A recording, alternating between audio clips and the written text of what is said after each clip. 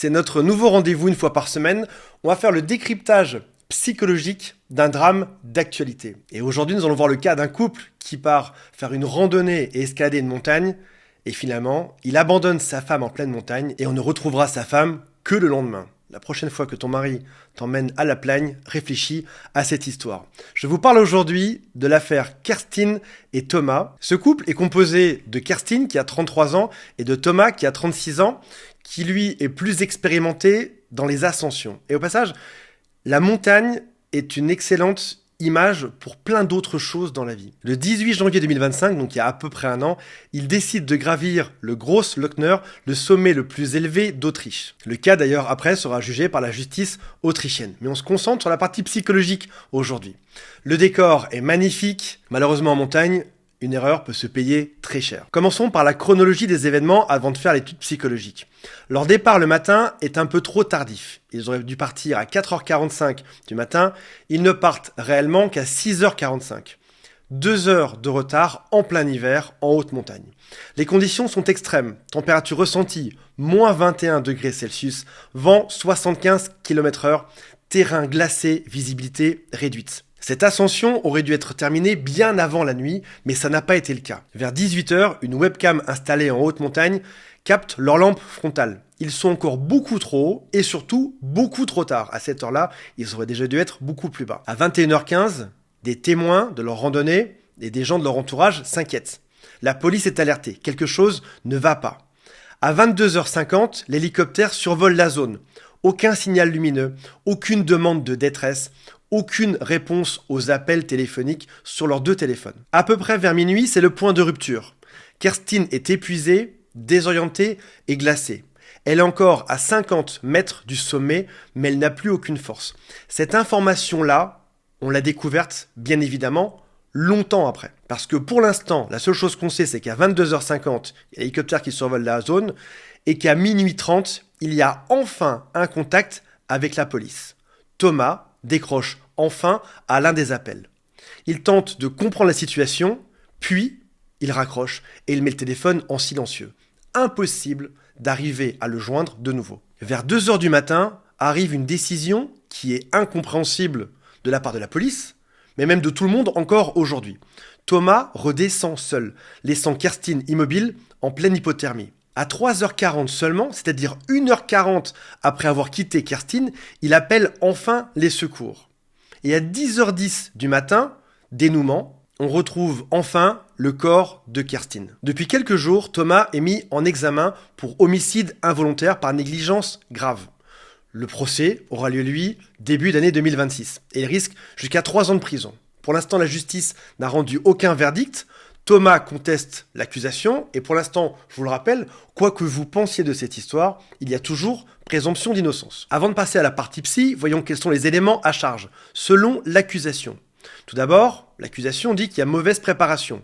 Un départ tardif, des conditions météo connues qui sont extrêmement mauvaises, Kerstin qui porte des bottes d'après-ski souples et non pas des crampons, aucun matériel d'urgence adapté. Il y a aussi des alarmes qui sont ignorées, comme par exemple lorsque la police appelle, ils ne répondent pas. Et il y a ce qui choque tout le monde, c'est l'abandon de la victime.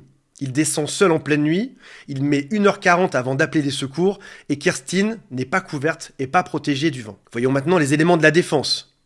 Ils disent que Kerstin n'était pas débutante. Elle pratiquait la montagne, elle savait ce qu'elle faisait, elle connaissait les risques. La défense dit aussi que l'hypothermie explique certains comportements incohérents. Lorsque tu es mort de froid, tu arrives dans une phase de confusion, de mutisme, tu as une difficulté à te décider et tu perds ton jugement. Tu ne sais plus vraiment ce qu'il faut faire, quelles sont les bonnes actions à mener pour s'en sortir. Ils disent aussi que ce n'est pas un acte volontaire de la part de Thomas, parce qu'aucune dispute n'a été rapportée par personne de l'entourage, et aucun conflit n'a été confirmé. Je vais vous livrer maintenant mon analyse personnelle qui n'engage que moi et qui reste juste des suppositions vu qu'aujourd'hui, cette personne est toujours présumée innocente. Tout d'abord, l'alpinisme dévoile des failles humaines. Le tout premier piège, c'est le piège de l'expertise dans un couple. Là, dans cette situation, Thomas est plus expérimenté.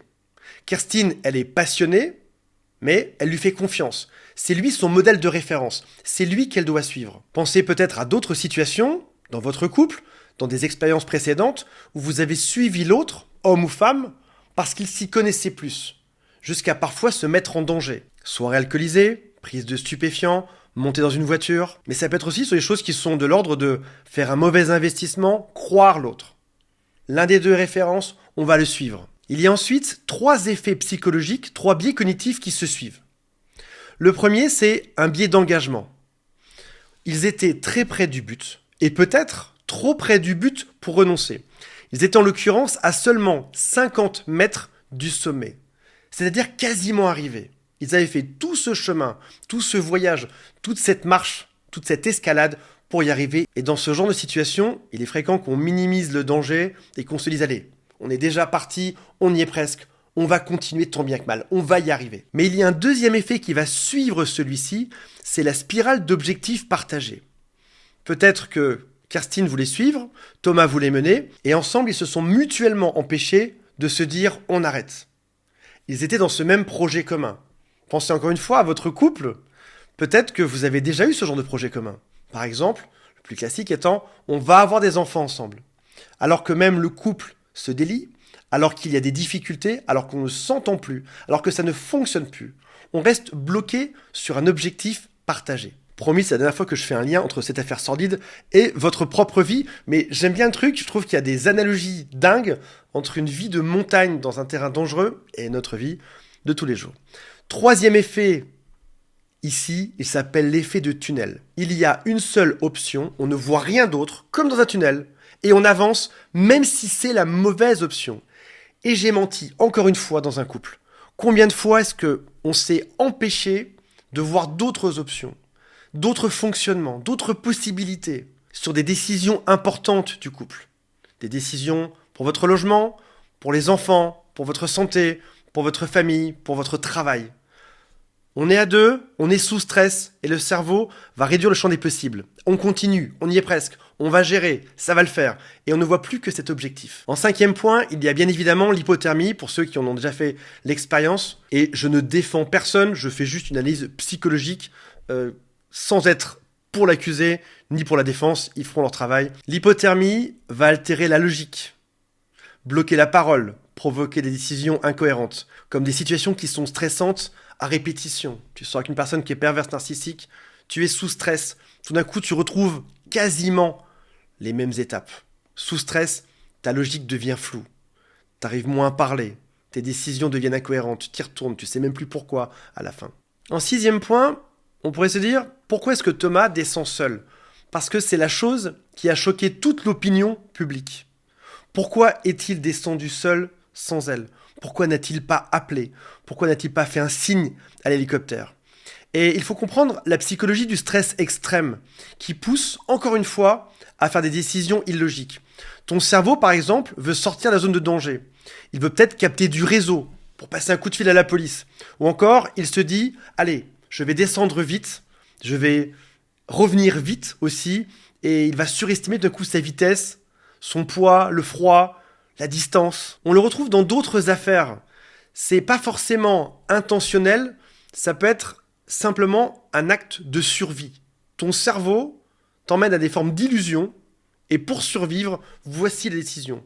Même si celle-ci, à froid, paraît illogique, sordide et en l'occurrence a été fatale. Le 7e point, on a déjà parlé dans l'affaire précédente, c'est le déni actif. On se rappelle de la joggeuse qui a été retrouvée alors que c'était son mari l'assaillant.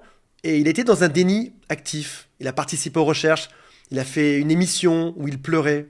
Son cerveau est arrivé dans un déni extrême où il a bloqué complètement tout ce qu'il avait fait d'atroce. Dans le cadre d'un déni actif, peut-être que mettre le téléphone en silencieux était un réflexe de surcharge émotionnelle. Beaucoup trop d'émotions, je dois couper ça.